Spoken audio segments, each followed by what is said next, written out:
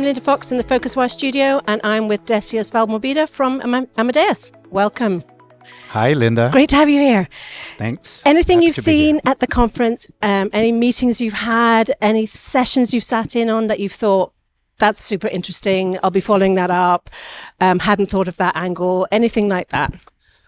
I am quite surprised with the number of diverse initiatives around AI and how everyone is taking a different angle in terms of what is going to be the agents of the future. Yeah. So that for me was very surprising because a technology that everyone is testing, I would say we would all go for the same thing, productivity. Yeah. And then some people are thinking about taking friction out. Some people are thinking about new revenue. Some people are thinking about how to take cost out. Okay. So interesting. So then do you go back and you go, why hadn't we thought of this one? We need to think about this one. I think it is like what I took was a lot on, can we follow up on what you're doing and can you show us? Okay. I think that there was plenty of sharing. Nice. In the sense of how can we all try to do something better and bring, at the end of the day, better customer experience. Yeah. So I think that there was a lot of talks about showing each other how we're using the technology and sharing. So I think that was positive. Do you think we are actually finally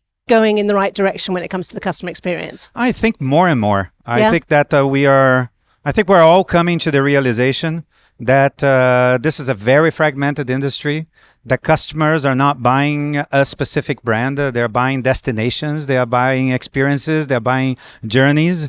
And that requires of all of us to be a bit more humble and simply say, hey, we're going to have to collaborate in the better service of the client, especially now with sustainability as well. I think as an industry, we need to prove to travelers that consuming our product is good and we continue to be a force of good. So that rallies us on trying to show that every day that we are on the good side of history, right? And doing something about it. Yeah, I'm not sure we're quite winning that battle at the moment. I think from a, let's say, public opinion point of view, it is like as we are a very big consumer of fossil fuels, I think it is difficult to say that we're not part of the problem. So I think we're there. The thing it is like how every individual player it is looking into making real their net zero commitments because I think that doing the commitment is the right thing to do, but having concrete plans to achieving those, I think that's what everyone is expecting of us. I know it's interesting though, isn't it? Because you're possibly the first person in all the interviews I've done over the last couple of days that actually has mentioned the sustainability angle, and I worry that we just don't get it. Yeah, I think so. At the very least, in my point of view, travel is going to become more expensive because if you say that we have limited technology in order to eliminate the consumption of fossil fuel, then it means offset, it means taxes, and it means that we're going to have to finance that energy transition by the consumption of our products. And also just reduce the volumes because exactly, that's the damage. It is mechanically, that's what can happen. So I think that is at the very least. And number two, one thing that we take for granted is when people have a little bit more of money, they always think of travel. Yep. So, and that is great. Yep. But what if we start falling on the ranks on the top of mind of people because it is not what they should be doing. So delivering experience, it is important because our competition, it is not only between us travel players. It is between us and buying an electric vehicle, installing a solar panel in your house. Yeah. So you are competing for the wallet and the disposable income of people. And we need to have answers to customers that have that very much on top of mind. Changing the mindset. Okay, now, do you worry about the pace of technology development as we think about obviously AI, but other emerging technologies, cloud, open platforms? Do you worry about how quickly it's all happening? Worry, no, it excites me because I think it opens for a whole bunch of stuff. I think different technologies in different stages. I think cloud is very much on the moment of a reality. Every player is moving to public cloud. And I think cloud brings the element of collaboration. I think it is easier for companies to exchange data in real time, something that was not possible when you have your own data center, let's say this way. So I think that's a positive. Then you have other things that, especially on the field of AI, and I'll say the field of AI because you have machine learning, you have deep learning, you have Gen AI. So I think those are a little bit more elusive in the sense of we are at the very beginning, everyone sees the potential of it, but what is going to be the consequences and the practical consequences of the adoption of this technology? I think that we're at the very beginning of it. And obviously that sort of rapid pace of change, that costs money. Do you and you have to, and Amadeus is a big investor in its R&D, absolutely. But do you worry that can you invest enough?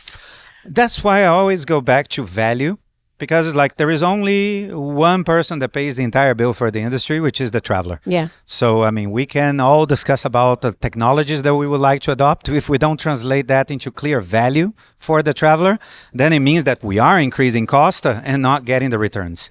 So I think that now is, there is an angle of productivity that I think that we can do on our own. And I think every company is looking on how you can be more productive with the use of AI. But I think it opens new revenue opportunities.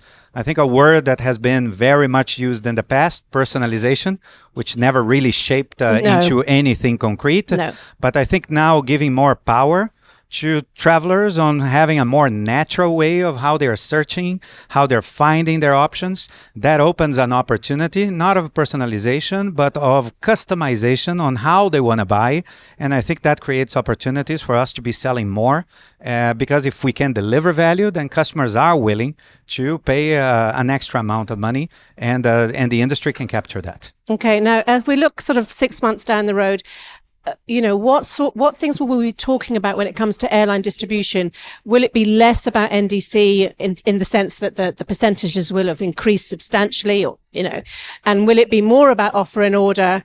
By the same token, will it be much more kind of implementation? Yes. When I talk to travel sellers, to the distribution, I think the concern is much more around total trip than actually NDC. Mm-hmm. So it's like the idea is this customer is coming and they would like to buy a trip. Mm-hmm. So how can I attach the maximum amount of products in the basket so that my costs make sense? Yeah. Because being the distributor of a single product, it doesn't make more sense. Mm-hmm. So it means that you need to be a bit of a supermarket and look at it and say, hey, you know what? Since you walked in the store, how do I sell and how can I cater for the maximum amount of products? No, I think that from the supply point of view, it continues to be very much about unbundling, mm-hmm. and then offer and order and NDC continues to be important technologies. But I think that hopefully we're going to see more productive use of these technologies with the business model or making it win-win.